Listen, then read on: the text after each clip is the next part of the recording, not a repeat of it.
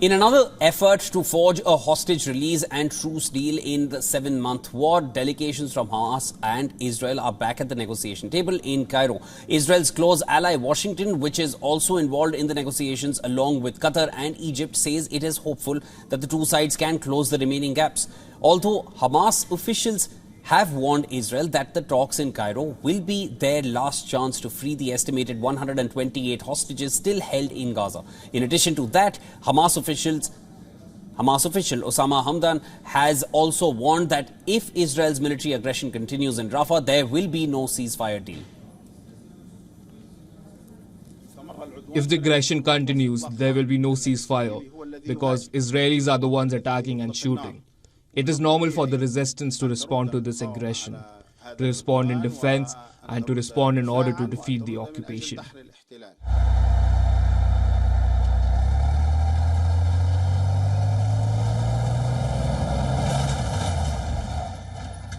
The latest attempt to achieve a truce in the ongoing war comes at a time when Israel sent tanks into Rafah in southern Gaza, seizing the border crossing with Egypt in an operation the United Nations said it denied it access to the key humanitarian passage.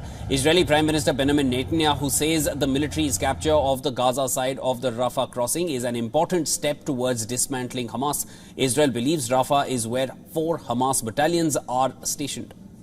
Tuesday's capture of the crossing, which is one of the main channels for humanitarian aid to the territory, puts Israel in full control of Gaza's borders for the first time since it withdrew troops in 2005. According to Defense Minister Yoav Gallant, Israel will continue its operation in the southern Gaza city of Rafah until Hamas are destroyed in the area or they hand over the Israeli hostages that they still hold.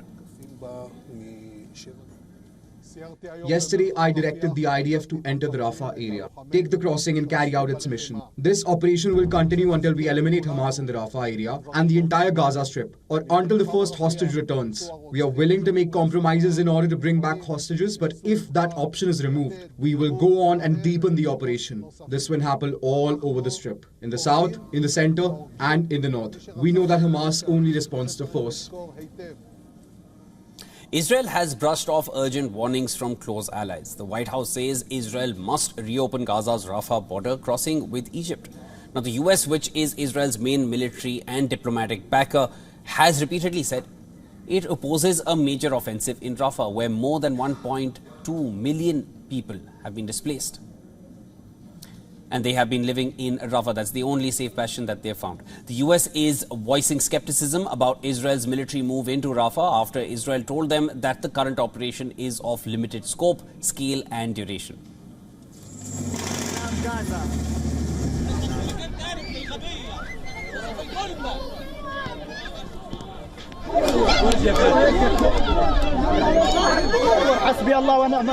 Despite assurances from Israel, according to a local hospital in Gaza City, an Israeli airstrike killed at least 7 people and wounded several others in the city. The strike on an apartment in the devastated northern city killed 7 members of the same family, while eyewitnesses also reported strikes elsewhere in the Strip, particularly around Rafah. On the other hand, in a bid to provide more humanitarian aid to the war-stricken Gaza, according to the Pentagon, the US military has completed construction of its Gaza aid pier, but weather conditions mean it is currently unsafe to move the 2-part facility into place.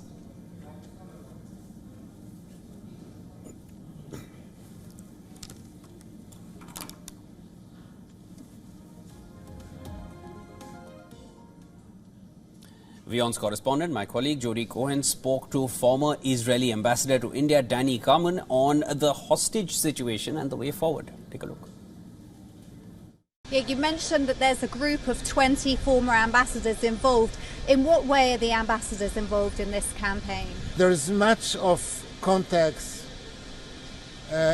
experience, know-how and knowledge that those 20 ambassadors that have a privilege to take part in this group can bring to the table with one thing in mind: not the negotiations, not the politics, not the war, and even not fighting terrorism, which are huge tasks, but caring for the families. giving them advice, opening up doors, opening channels, helping them to draft communiques or anything. I think we are not only doing our best, but helping the families. Hamas has said that it's accepted Israel's offer for a ceasefire. What's your response to that? Until it's over, it won't be over until it's over. So we have to wait and see. And from this perspective, we are continuing our job and our work and our mission in helping the families go through this terrible roller coaster. At this stage, what do you think is the best course of action that Israel can take? There are two resolutions that say unconditional and immediate release of all hostages. This should be done. I know it is put inside the equations. It should be taken outside. The world, the mediators, and the government of Israel have an obligation, especially the government of Israel, to do everything, and I mean everything, to release the hostages. Rafah can wait. Other things can wait. The hostages cannot wait. They're dying. To Hamas, I would say, you've done enough damage to Israel, to Israelis, to people from other nationalities. You have done such bad things to the Palestinian people itself. Take your things, get out of Gaza, leave the area and let the Palestinians govern themselves. Fast forward to the Prime Minister of Israel, to Benjamin Netanyahu, who I would say take politics aside. Don't look at your constraints as a politician who has to maintain a coalition. We have a threat in Israel, which you, Prime Minister, know so well. Solve it.